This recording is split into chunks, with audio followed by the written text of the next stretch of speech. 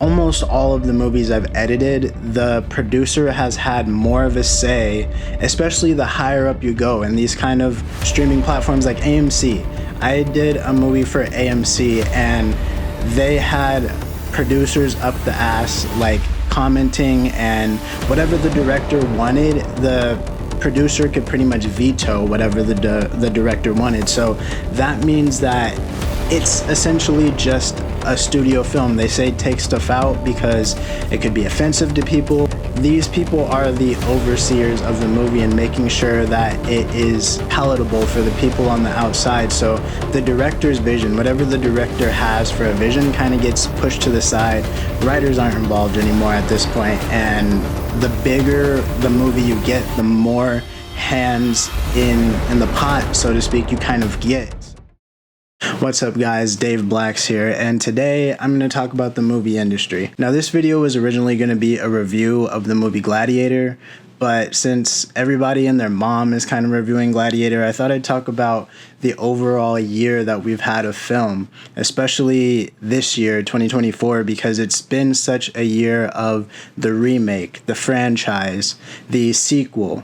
There's a lot of movies that came out this year that were just rehashes of old movies, so I wanted to talk about kind of what that means for film and what that says about Hollywood in general and where I think this might go in the future. So if you guys don't know who I am, my name is Dave Blacks. I am a movie editor, a VFX artist, and trying to step into my directing era right now. But for right now, I'm just a video editor and a VFX editor. So I've had the privilege to edit over 30 films so far.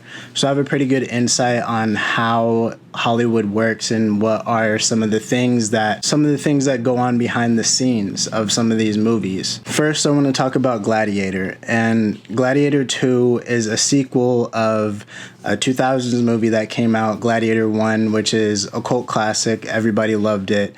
Gladiator II, I mean, if you want to know about Gladiator II, a lot of people have reviewed this movie because it's been such a mid movie. Like, there's a lot of people who don't have a lot to say about Gladiator. They kind of think like, yeah, it was entertaining, but, you know, it wasn't as good as the original. And I think that a lot of movies are going to suffer from it wasn't as good as the original because everything is just such a rehash. I'm probably going to get into a little bit of spoilers with Gladiator 2, but it really was one of those movies where you were thoroughly entertained. I mean, everything about the movie was, you know, visually and behind the camera, like, that's good. And, you know, I would expect nothing less from, you know, a studio film that is trying to do one of these movies. But at the end of the day, it just seemed like we've seen this kind of movie before, or like the plot beats were similar to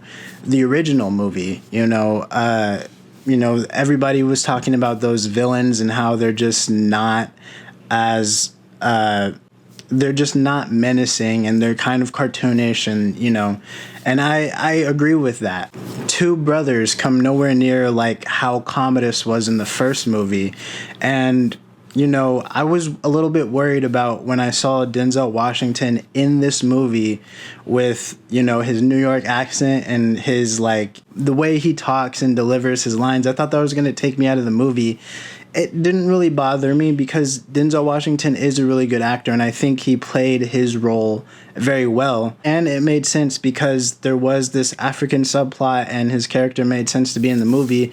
But at the end of the day, it just felt a little hollow to me. It just felt like he was phoning in his performance and that he still kind of didn't really belong there. It didn't take me out of the movie, but it still didn't feel like he belonged in the movie. But, I mean, as far as the movie as a whole, yeah, it is mid, and it's entertaining and gripping and, you know, all of that stuff. But it's just, you know, people are just tired of it. You know, they want to. There's a lot of movies you can make from the Gladiator times or the Roman times that, you know, don't have to be a Gladiator movie. And I think a lot of people want to see that kind of stuff. They want to see a different director maybe tackle this movie, and instead of like Ridley Scott and his studio redoing the same old thing that they've already done. You know what I mean? So I think different perspectives are what the people kind of want to see and what they need, and they don't want to be preached at. And this movie didn't really have so much of the message or that political ideology in there, like let's say a Joker 2 had. Like, it wasn't woke. This movie wasn't woke like the Joker 2 kind of was. The Joker 2 really did a bad job in like kind of making the character that we grew to understand, and not necessarily worship or like, but understand.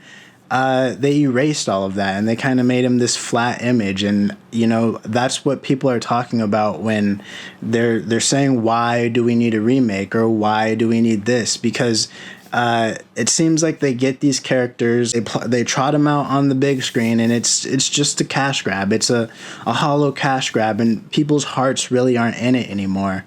What I think this says about Hollywood is that creativity is pretty much gone. Gone are the days where you have an original idea and a director sees it and really wants to get behind the camera and direct it. Most of the time, these movies that are coming out are pretty much just studio movies, meaning that the studio has a plan to make a movie to cash in on it, and people are just writing based on what the studio says. A lot of producers have their hands in the final say in what goes on with the movie. It's no longer kind of like the director's vision, it's more of a producer's vision.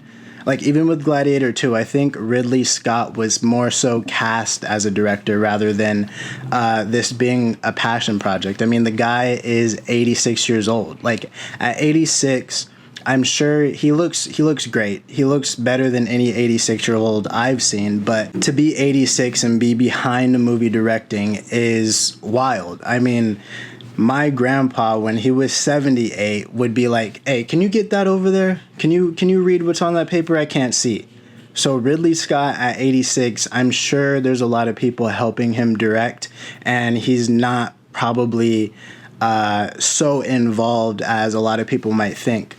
So for me, Gladiator 2 was a studio movie, a quintessential studio movie. 2024 as a whole, I think, is the year of studio movies and franchises. And I think Marvel kind of started this. I think Marvel, everybody saw the success of Marvel and how they have spin-offs and they can just do movie after movie after movie and they all tie in together and there's this big grand universe. I think people really want to cash in on that. And so they're making any type of movie that can kind of live up to that, where they have a potential to do spin-offs and sequels and remakes and, all this kind of stuff. They want to cash in on the old names. And granted, there is some independent movies, but these are more so on Netflix and on streaming services and stuff like that. So you're not going to really see a whole lot of ambitious movies in the blockbuster movie category. These are movies that are in theaters and things like that. If we look at the discography of films we got in 2024, I mean, what is there? There's Joker 2, a sequel. There's Wicked, a spinoff. There's Twister, a remake. There's Gladiator, which is a sequel, but might as well be a remake because it happened so late. Beetlejuice, another sequel. Dune, a sequel. Quiet Place Day One, which is a franchise movie, a spinoff. Deadpool and Wolverine, which is a franchise movie. Furiosa, a franchise. Omen, the first Omen, a franchise again. Kingdom of the Planet of the Apes, which is a franchise, a spinoff. Alien Romulus, which is a franchise movie, the Alien series. Crow, a remake. And Terrifier 3, which is also a sequel or a franchise movie. So right now what we're doing is we're basically getting fast food movies. People are cranking out these movies at fast rates. And again, these are the studios having the idea to create this movie to try to capitalize on the monetary gain. Movies aren't really made from the heart, and if they are, they're on some obscure streaming site like Shudder or these other, indie sites. A24 has done a lot of indie films, but they're more so becoming mainstream films. So we're in a slump. We're in a movie slump. We're in a creative slump. There's not really a lot of creativity. And I don't mean to be like a Martin Scorsese or a Tarantino kind of shaking their cane at these damn superhero movies. Like, I'm not trying to be like that, especially because I really enjoyed the Marvel Universe up to a certain point. Up until about Infinity War, I loved the Marvel franchise. And I think Infinity War is one of the greatest superhero movies ever made. And it's entertaining, and the cinematography isn't all that artistic or great. The story, though, and the build up to it is just fantastic, and that's what these studios want to cash in on. If they're trying everything, and if they think they hit something, they're going to churn out more and more and more, and we're going to see a lot of that certain kind of movie spin-offs and all of this kind of stuff.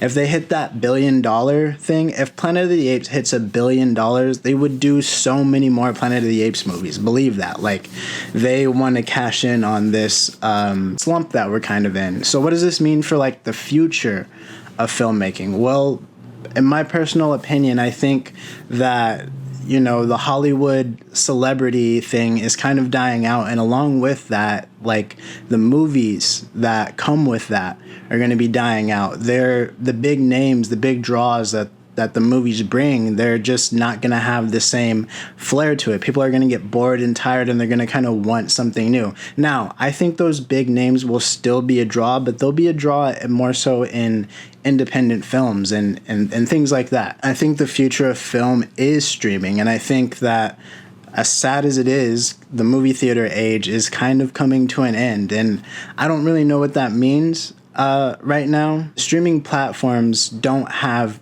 as many gatekeepers as the film industry, or where you need to get your film placed in the movie theater. So it's kind of the Wild West out there, and there's a lot of things that are kind of hidden gems. There's a lot of people making movies specifically to sell on these streaming sites.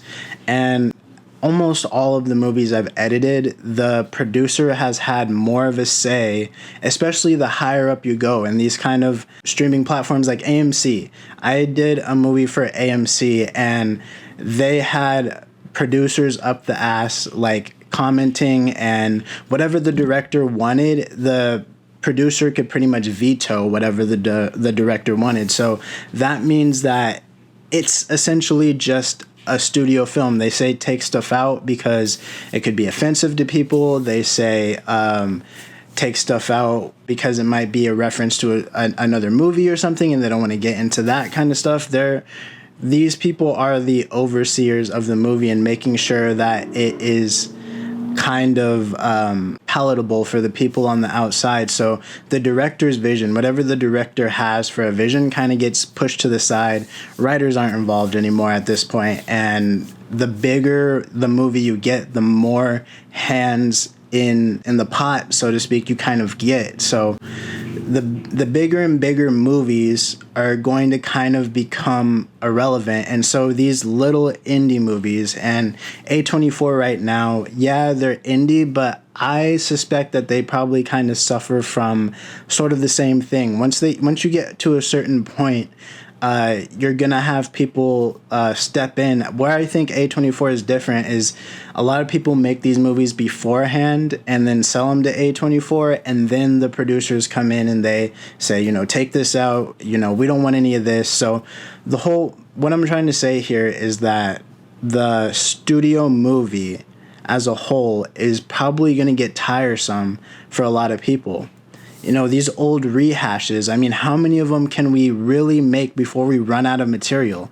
They pretty much ran through the 1980s. I mean, one movie I can't think that they've redone is Back to the Future, but I know that's only a matter of time before that comes out. Like, they're digging up the corpses of all these movies and kind of putting them on the altar of monetary value, and it's just not right anymore. So yeah, this fast food movie industry, which is, you know, entertaining for the most, visually appealing for the eye, and, you know, kind of quick jokes, nothing really deep or deeper meaning or message to these movies. And I'm not saying that every movie has to have a deeper meaning or message, because that can be really contrived and over the top. Like, you know, Megalopolis, for example, that was an original movie, but it was so contrived and over the top that it just fell through the cracks, and people got up and walked out of the theater when I saw that movie. So there has to be this medium where it's entertaining, it says something, because right now there's just so much going on in the world, and you would think that more people want to say something about what's going on instead, but instead they're kind of playing it safe and pandering to people and taking things out because of race or the political ideology that might be behind it, or because of race. And that's just where creativity goes to die. Once you prioritize messages over the meaning of the film, that's where you start to lose people, and that's where your movie gets boring. So I'm just hoping that in the future, after 2024, 2025 maybe, that we start to get some more original things in the blockbuster movie category, and not necessarily just on Netflix or these other sites. Like, I think people are really hungry for that. So that's really all I have for this video. This is the day before Thanksgiving, so if you guys are, celebrating Thanksgiving today, happy Thanksgiving to everybody out there. And hopefully, I was able to pull back the curtain a little bit and kind of explain what some of this stuff means. So I hope you guys enjoy this video, and if you want more videos like this, talk about me talking about film and stuff like that, just let me know in the comments, because I'm happy to share. I'm trying to figure out what this channel is going to be. I'm still kind of wishy-washy about it. So, but yeah, with that, guys, I think that's it for me. So I'm out. Go watch a movie.